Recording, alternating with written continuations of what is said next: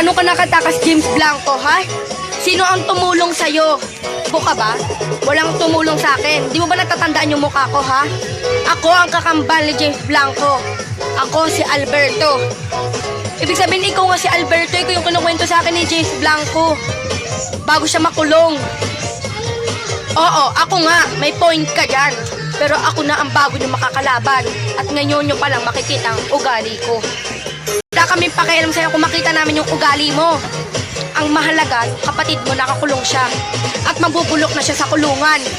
Si James Blanco. Kaming pakialam. Diba sa ikaw nga talaga yon?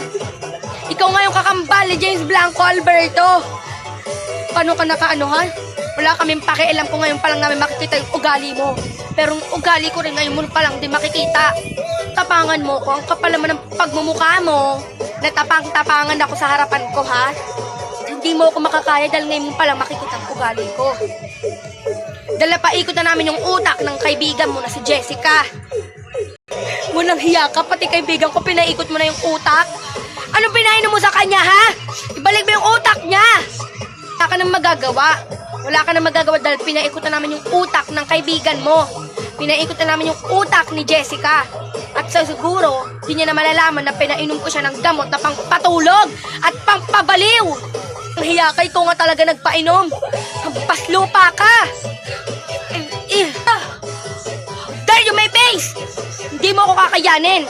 Dahil tayong dalawa palang magkakaharapan. Ngayon mo palang makikita yung ugali ko.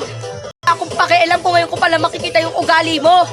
Pero yung kaibigan ko, pinaikot mo na yung utak niya. Para agad kanya mapaniwala dahil pinainom mo nga siya ng gamot na pangpabaliw. Naiinggit ka? Babaliw ka na rin ata. Gusto mo painumin kita, ha? Huwag mo akong ginaganyan dahil ngayon pa lang tayo magkakalabanan, ha?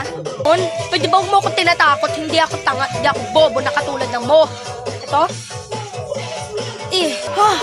How dare you? Hi po guys, ako po pala guys si Jasmine.